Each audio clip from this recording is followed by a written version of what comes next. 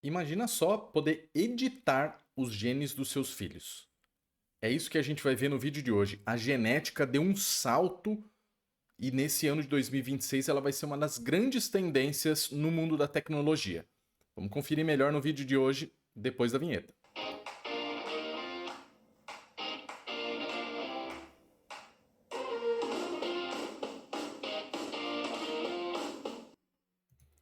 Fala galera, aqui é o Guilherme Massa, esse é o Massa Demais, seu canal para acompanhar as novidades de tecnologia, de inovação e as tendências que têm impactado a sociedade e o mundo do trabalho.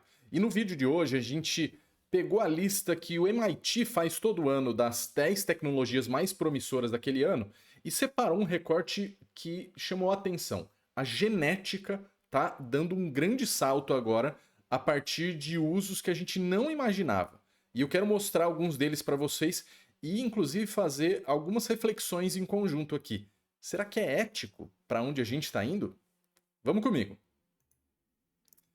Primeiro caso aqui que a gente vai trazer é o caso do bebê. Exatamente, a foto dele aqui, o KJ, nos Estados Unidos. Ele passou por um tratamento em que, depois de nascer, na verdade, até antes de nascer, eles já tinham identificado, né, os médicos, de que ele tinha uma dificuldade de processar a ureia no corpo e isso acabava gerando uma série de problemas de saúde, inclusive, provavelmente o levaria à morte depois de algum período.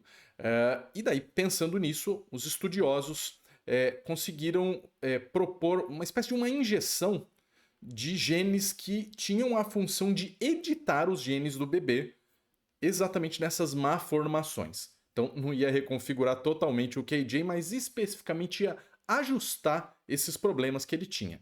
Isso deu certo, o bebê inclusive foi muito celebrado, não obviamente pela família, pelos seus familiares e também pela comunidade científica, porque agora a gente está levando uma forma, né, de tratar a edição genética através de uma metodologia chamada CRISPR, que é basicamente você fazer, enviar exatamente esses genes mensageiros que vão lá nas suas células e fazem essas reprogramações.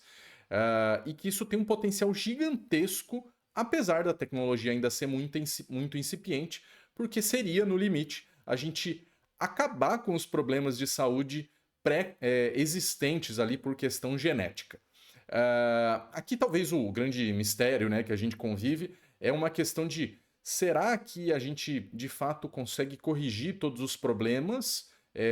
Porque, obviamente, vai se gerar uma expectativa de qualquer tipo de doença com carga genética ser atenuada ou resolvida lá atrás, e como que isso vai ter acesso à população, porque eventualmente a gente vai ter pessoas com um tipo de tratamento antes mesmo, né, de vir ao mundo, e outras que vão ter que carregar essas dificuldades que a gente convive hoje. Mas a questão aqui é se o limite é exatamente o limite de tratar problemas ou de otimizar, digamos assim, o desempenho físico e cognitivo. Imagina só lá nas Olimpíadas você ter que competir contra pessoas que foram geneticamente otimizadas. É, Aqui uma curiosidade que a gente também vai ter é o nível do limite ético, né? De fato, a gente está perseguindo uma humanidade que vai ser editável, né? Então, para além, obviamente, da questão acadêmica, né? Esse tipo de método, né? Ainda está muito embrionário, ainda precisa passar por muitas etapas para ser algo, de fato, de uma maneira mais comercial, enfim, mas ele certamente vai ser algo muito olhado e visado pelas clínicas de fertilidade, que hoje acabam sendo procuradas, mas em muitos casos com uma taxa de sucesso ali dos embriões sendo colocados no útero baixa e gerando frustração, em particular para os casais e também para a própria clínica, né, que quer faturar com isso. Se eles puderem aumentar as chances do embrião vingar e ele ter uma boa saúde, isso certamente vai chamar a atenção. E a segunda tendência está muito relacionada a isso, porque agora uma das tecnologias em alta é o que eles chamam da pontuação dos embriões. O que isso impacta aqui na prática é que, como mostra aqui o gráfico, né, de uma maneira mais científica, você tem aqui do lado direito células que, se você reparar bem, cada uma de um tamanho e elas estão organizadas de uma maneira, vamos dizer, menos reconhecível, menos desejável, se é que dá para usar essa expressão, e conforme vai indo para o lado esquerdo, vai tendo um padrão considerado melhor, mais adaptável, mais propenso a ter uma saúde para o desenvolvimento, né, do feto. E aqui a gente começa a ver que, pô, mas Guilherme, isso já não tinha, digamos assim, na ciência? Sim, já tinha estudos indo para essa linha, inclusive também para fertilidade artificial, mas o ponto aqui é o quanto você começa a colocar de escolhas, né? Coloquei até essa pergunta que venha com saúde, é algo que a gente costuma desejar aos casais que vão ter filhos. Imagina se agora ter saúde fosse uma pré-condição. Se vai nascer, em particular aqui no caso, com embriões colocados ali, né, por um meio artificial, mas eventualmente você pode fazer estudos, inclusive com os bebês originários de maneira natural. E você fala, não, agora a saúde, na verdade, com a capacidade de edição genética, ela vai ser, sempre vai vir com saúde. E daí a discussão é exatamente o que a gente vai delimitar como saúde, vai ser exatamente o nível de discussão de inclusão que a gente tem com as pessoas com malformações, com deficiências, com problemas, enfim, cognitivos. E será que a gente não está buscando uma idealização de uma sociedade que não tem nenhum tipo de problema? Será que isso não é uma reinterpretação de coisas bastante nefastas que a gente viu no passado sobre ter uma sociedade pura, melhor? O fato é que isso já é possível, né? Pelo menos os estudos estão caminhando para isso, de ter essa pontuação dos embriões, que no fim vão gerar seres humanos melhor adaptados, vamos dizer assim, ou com menos problemas de saúde, ou eventualmente, como eu falei na tendência anterior ali, o caso do KJ, mas eventualmente até tuná-los ou tunar-nos, né? Quando a gente ainda está no estágio inicial. Essas pesquisas, para deixar claro, elas ainda não falam sobre a edição genética assim com tanta profundidade quando são já para seres humanos, crianças, adultos.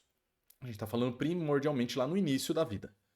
O último ponto tem a ver ainda com edição genética, mas para outros fins. Aqui dá para o que a gente pode chamar das desextinção genética, que tem cientistas que estão usando genes de animais, enfim, de criaturas que já foram extintas aí. Em particular aqui, a empresa está se propondo a ressuscitar o mamute, na verdade uma variante asiática dele, o chamado mamute lanoso, e que eles prometem aí ter, digamos, os primeiros bezerros, dá para falar, os filhotes ali de mamutes vivos em até 2028, 2030. Por hora, essa tecnologia ela já permitiu aos cientistas pegarem alguns genes desse mamute e colocarem num camundongo. E daí é esse camundonguinho aqui, o camundongo lanoso, que adotou essa pelagem, né, do mamute bem espessa, e supostamente essa pelagem era para proteger o mamute do frio. Aqui a questão é até um pouco mais científica ainda, porque a comunidade científica não está comprada de que essa técnica de fato está cumprindo todos os rigores. Você também não tem uma garantia de que esse bichinho aqui vai ter a mesma vida, né, o mesmo ciclo de vida, a mesma longevidade do seu originário. Então não quer dizer que você vai colocar o mamute de volta à vida e ele vai sair vivendo e procriando aí, né? Mas, obviamente, coloca a gente num dilema muito próximo do Jurassic Park. Lá atrás, com a ovelha Dolly, né, no modelo da clonagem, a gente já teve essa discussão e agora está vivendo mais, que animais extintos precisam ser, ou deveriam ser, revividos. E qual que é o objetivo final disso? Tem alguma parte da comunidade científica que diz, olha, para a proteção das espécies e eventualmente permitir que a gente pesquisasse avanços tecnológicos a partir dessas espécies adaptadas a outros contextos, a gente poderia preservá-las de uma maneira a permitir essas pesquisas e até a preservação dessas espécies. Por outro lado, notadamente tem uma visão bastante mercadológica e marqueteira que pô, se eu tiver um parque de mamutes ou parque dos dinossauros ou enfim, já existe no mínimo essa curiosidade e que, obviamente, não dá para negligenciar. Aqui talvez a pergunta será que acabou então o darwinismo?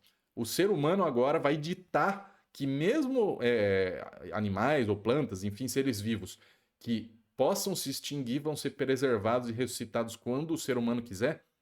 Difícil essa discussão e bastante profunda, né, e necessária no nosso contexto social. Essas foram as 3 tendências que o MIT apontou em alta para esse ano no mundo da tecnologia ligado à genética. Mas teve várias outras tendências ligadas a viagem espacial, a baterias elétricas para carros, né, e veículos elétricos, e em particular para o mundo da inteligência artificial não seria diferente. E nos próximos vídeos eu vou te contar mais sobre elas. Muito obrigado, já curte aqui o vídeo, compartilha e ativa os sininhos para você receber as notificações. Toda segunda-feira a gente vai ter vídeos aqui para vocês. Grande abraço!